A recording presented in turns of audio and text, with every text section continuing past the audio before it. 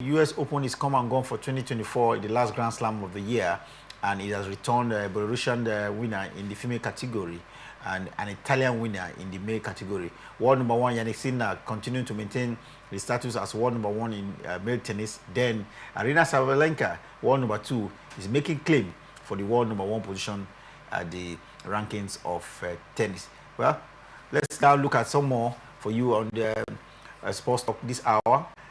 Chinese heavyweight Zhilei Zhang has been tipped Daniel Dubois to defeat Anthony Joshua in the International Boxing Federation heavyweight title due in the next 2 weeks or so from now. Daniel Dubois versus Anthony Joshua. Do you think the Chinese is saying what is right? I think for me, probably yes and no. Maybe just because of the fact that, you know, it is the same promoter, you know, that also, you know, promote both boxers, and I think maybe this is the reason why he's tilting his opinion towards the camp of Daniel Dubois rather. But for me, I just think that he just want to, you know, make some headline out there, because Anthony Joshua truly understands what this one means for him. He cannot lay down his guard against Daniel Dubois, you know, against someone that, you know, at least for me, is a little bit higher in terms of the heavyweight division compared to Daniel Dubois. And he will be fighting this fight in a very familiar, in a very favorable ground where he has, you know, been there for so many times and achieved so many success. So I tell you, despite the support of Zhilei Zhang, I still think that Anthony Joshua has what it takes, you know, to get the better of Daniel Dubois. Daniel Dubois versus Anthony Joshua coming up in just a few days from now, and it promises to be thrilling. Looking at preparation for the both boxers, are they taking this one very serious? Because this looks like one step to a big one, especially for Anthony Joshua. Yeah, for Anthony Joshua, I think I've actually followed his training regimen over the last weeks. I think he's doing pretty well, training enough to ensure that at least he make this one count. He's in a very good shape, you know, I tell you. And for Daniel Dubois camp as well, he's also training very hard, doing the needful, trying to put the finishing touches in place to ensure that he's in a very good shape coming up against a former world champion. So I think you take a look at their camps, their training, you know, processes, I tell you, has been top notch for me, and we are expecting the best, you know, out there come, you know, this month, 21st of this month, and I tell you, it's going to be a massive clash. Massive, no doubt, and we hope that it will be in favor of the Nigerian, and the Chinese boxer will be having a wrong prediction. Definitely. Just like I said, I think he will be favoring the camp of Daniel Dubois just because, you know, like I said, the same promoter, you know, out there. And again, maybe, just maybe, he's just trying to, you know, catch some headlines out there to gain some hugging from the headlines so that at least he still remain very relevant. Don't also forget that for Zhilei Zhang as well, he's also on the rise because he's been on impressive form so far. So he just want to also continue to gain that global attention for me in the media. Well, let's hope that it continues. And now let's go to football. And talking about football, it looks like, let's start with the female category. Looks like Ibom Angels are back to top level football in female football here in Nigeria. Yeah, very impressive one for Ibom Angel, having gone to relegation. They made it back into the, you know, top flight. A very big congratulations for the Aqua Cross team. But their sister team as well also failed to qualify.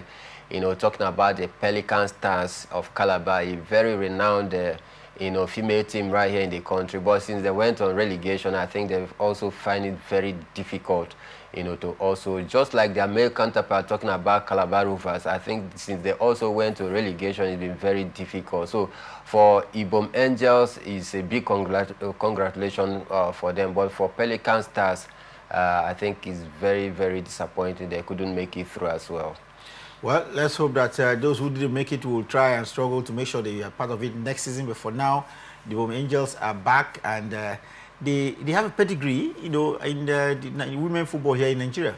Yeah, through they have, but it's just like I said earlier, since they went on relegation, the media flashlight has been taken away from them regularly. But now they've made their way back into the top flight. I think they will continue to get that media hype as it is. One of the familiar names in terms of women football, here in the country, Bom Angel, I think the name rings bell, but whenever you go to relegation, I think nobody, cares to follow you any longer. Even there are few that follows you, they are not much, just like, the amount of crowd that follows you when you're playing the top flight. So for me, I think that is the reason. But this time around, they've made their way back, and for a governor of the state, Governor Moeno, who is also a sport-loving governor, I know that he's going to put everything in place just the way he's also supporting, Aqua United to ensure that at least not just qualifying and maintaining the top spot this time around, but they need to also show consistency, going forward. Well, they have to show consistency going forward. And then now let's look at what has happened in the male category, which is the Nigerian Premier Football League. It got into day one at the weekend, yesterday to be precise. We saw 8 matches across various centers. Remember, last week we saw the opener between Rangers International and Air Caribbean Warriors that ended on a goalless note. But yesterday we saw 18 goals across the 8 centers, 3 home wins, 3 away victories, and 2 goalless draw, 1 score draw amongst the teams that were in action yesterday. 3 home wins, day one of the Nigerian Professional Football League. Too early to count what to expect in the season?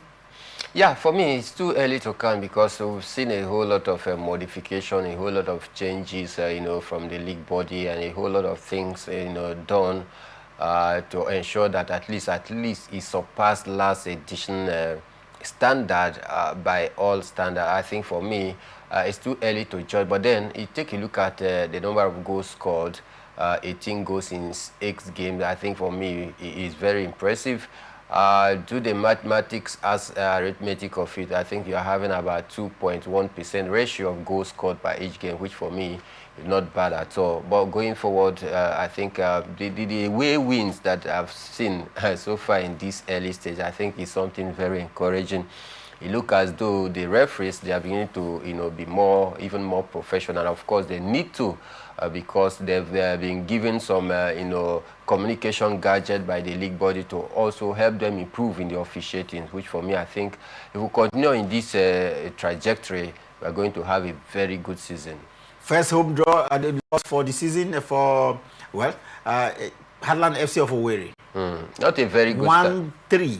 Yeah. Enyimba beat them by 3-1 in Owerri, and it doesn't look like a good welcome for Emmanuel Amunike. Yeah, not a good one for Emmanuel Amunike, despite talking tough for building up to that match. And of course, their encounter with Enyimba is always a very tricky tie. But then I think Olariwaju, the young coach of Enyimba, had a better of Emmanuel Amunike. For Emmanuel Amunike, a club that got relegated last season, talking about Heartland. In fact, they had to recruit about 30 new players so far this season. You don't expect these players to gel before the kickoff of this season. And it is a bane in our league where club will get rid of about 17 players, 20 players, 18 players to recruit more players like 15, 20, 30 players. You begin to ask yourself, do they have the luxury of time so that these players can be able to gel, so that the coach, a new coach coming in, can also introduce his own philosophy upon the team and the players adapt to it within the shortest period of time, assembling players from different clubs, from different areas, different countries, 30 to 20-something players. How do you expect the players to get this understanding, to have this synergy among themselves before they kick off? So I think this is the bane of Heartland, and I believe they are going to work on it as the season continues. But I tell you, it is an impressive start for Olariwaju. Another home defeat for Kwara United. Niger Tornadoes travel all the way to Ilorin to beat them by 2-1. Not a good one. You saw the fans out there, yelling and screaming against the players out there. It looked to be an early disappointment for the home fans out there. But then, this is what we expect for a league that is improving. You don't always expect to win at home at all costs, either by hook or by crook, which has been the pattern over the years. So for me, I think clubs, fans should get ready to take whatever result that comes your way at your home ground. Whether you lose or you draw, let us continue to show the spirit of sportsmanship. Another big name coach suffered defeat at home. Imama Amapaka of Abia Warriors were beaten by Remo Stars 2-0. Not surprising for me, because Remo Stars has been on the rise. We know they've been very, very consistent. Remo Stars without their first team coach, talking about Daniel, Dubois, who is already in Kigali. Yeah. I think, but yet they were still able to win their games. I think this is the reason why assistant coaches are very, very vital. Because when the head coach is not available, you take up where the main coach start from, and it's a very clear indication and a clear testament that he has learned a lot from Daniel Dubois. Don't also forget that Olarewaju, the coach of Enyimba, was an assistant coach to Finidi George. Now Finidi George has left. Even when Finidi George was international duty, it was Olarewaju that standing for him. Now Daniel Dubois is away. His assistant is standing in for him, winning away from home. I think it's an impressive. Well, very impressive. But Insurance of Benin weren't able to win at home. Rivers United forced them to a goalless draw. Yeah, for Rivers United, Finidi George playing his first competitive game for the Rivers United. I think for me, getting a point away from home, I think it's a good one. But then I would have expected him to start on a winning note. But I can't actually, fault this very one, because picking a point away from home in the Nigerian Premier Football League, like we know, it is not always an easy one. Let's hope that he continues to improve on this. Let's hope that in his next game he's going to get all 3 points. Plateau United beat Katsina United by 1-0. It was 1-1 between Nasarawa United and we saw Shooting Stars of Ibadan in what looks like a very important penalty win there. Very, very important. Though the penalty was very controversial, and some persons are still talking about the penalty, but then a close look at it clearly shows that it was a very a good decision from the center ref out there. But then you know that the losing side will always cry foul when it doesn't favor you. That is just the results. Ikorodu City, new entrance into the Premier League here in Nigeria, now understand what it means to play in the Premier League. Kano Pillars spanked them by 3-0. Yeah, it's a baptism of fire for me, and it's more like a welcome message to them. This is what the Nigerian Premier Football League, represent for Ikorodu City. They are just being welcomed with that defeat. Let's hope that they can be able to learn, a lesson from this and maybe proper planning their next game, and another maybe good tactical rejigging will see them, compete. But I tell you, if they don't improve, maybe, just maybe, they will go back to where they came from. Tonight, there will be action in the Premier League. The Lobby Stars will be at home against Aqua United. Lobby Stars with a new board just put in place only yesterday. Yeah, it is another worrisome issue for Lobby Stars. Few hours before your first game, you dissolve the entire board to recruit or install a new but how do you think that they can be able to work to get 3 points in their first game? But then nothing is impossible. There's always a miracle working ways in the Nigerian Premier Football League, the way we do our thing right here. Since the preseason, you did not deem it necessary to dissolve the board and recruit new ones or install new ones just a few hours before your first game, that you are recruiting. And let's hope that this one is not going to be a distraction to the team out there. But then for Aqua United, led by Baba Ganaru, let's hope that he can be able to steady the ship of Aqua United, because they brought him last season at the tail end of the season. He was still able to help them stay afloat of the Nigerian Premier Football League. Let's hope that he can continue to build from where he stopped last season, going away. Let's see if he can get all 3 points or even a point in this very one. Well, let's now move straight to the African Nations Cup qualifier for 2025. First game for Nigeria at the Godswill Akpabio Stadium in Uyo, and the Super Eagles trashed the Benin counterpart, the Cheetahs of Benin Republic, by 3 unreplied goals. Can't remember the last time Nigeria scored 3 unreplied goals in a competitive fixture. Been a very long time, and for me, I think it's a very good start for Austin Eguavoen. We saw for a very long time, we saw Nigeria playing a very composed and very beautiful, compact football for a very long time. More of the attacking and not what we've seen in the last 2 coaches with Finidi George and Joseph Pissarro, where they were defensively minded. We saw a different shape of Super Eagles for a very long time. This is what so many fans have been craving for. More of the free fluent football where you take the pressure down to your opponent and not always sitting back to absorb pressure yourself. And so for me, I think it was an impressive start for Austin Eguavoen and his coaching crew, which is Fidelis Ilechukwu and Daniel Dubois, which we just talked about, and the camp, the vibes in camp of the Super Eagles, I think is something encouraging as well. For a very long time, we have seen a very good blend between the players, the coaching crew, and all of that. And the players also have this trust and belief in the coach, which for me is very, very key to getting the best out of the players. Very impressive start for the Super Eagles. 3 goals against a team that defeated us 2-1 away from their own home self. So for me, I think it's a clear statement of intent from Austin Eguavoen. Let's hope to see what he'll be able to do in the next game against Rwanda. Austin Eguavoen, head coach of the Super Eagles of Nigeria, believes that the best is yet to come for the squad. And like we saw out there in the Uyo, 3-0 in an encounter, looks like returning the Super Eagles to glory days. There's been a lot of talk about keeping him or not keeping him, but I think it's too early in the day to begin to talk of that. But something interesting I saw at the Gossip Bible Stadium in Uyo, first half of the game, in fact, an hour before, it looks like there was not going to be anybody in the stadium. It had less than 300% in the stadium. And as soon as the government declared the stadium free, in less than 20 minutes, the stands were beginning to be very full. What could be responsible for this apathy, so to say, that turned out to be a massive joy?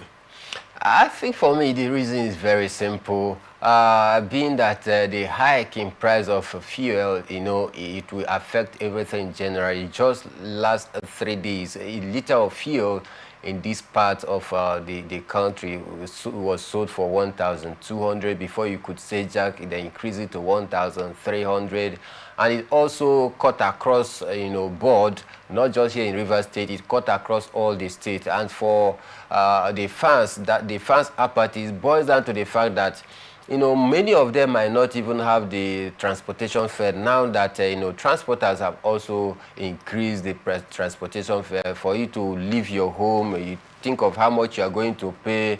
There is hunger in the land. You haven't even eaten 3 square meals, and you are dishing out money from your pocket to pay transport to go and watch a game, and then again going out there to pay a ticket fee of 1,000. I mean, some of the fans will take a look at it, and maybe for them, they wish they would have loved to come and watch the game live, but because of the financial implication, they cannot do otherwise. But immediately the state government, made that big announcement, throwing the stadium open. You saw within few minutes how the crowd, actually filled the stadium. Thank God you were there. You tried to give us feelers of what took place, right? If not for network, we couldn't get to have a proper conversation. But then I think it was an impressive one for the state government, to also throw the gate open to bring in the fans. And of course, the fans as well help the morals of the players as well to up their ante. You saw when Victor Osimhen stood up, to warm up, you saw how the fans were roaring, cheering his name, and that could have even motivated him to score within 7 minutes that he was brought in. So for me, I think it's a good one for the state government. Let's hope that they will continue to do this in future time to come. Victor Osimhen and the crowd, I couldn't believe it. There was so much vibe between him and the crowd out there at the Gospel Bible Stadium. Well, we don't have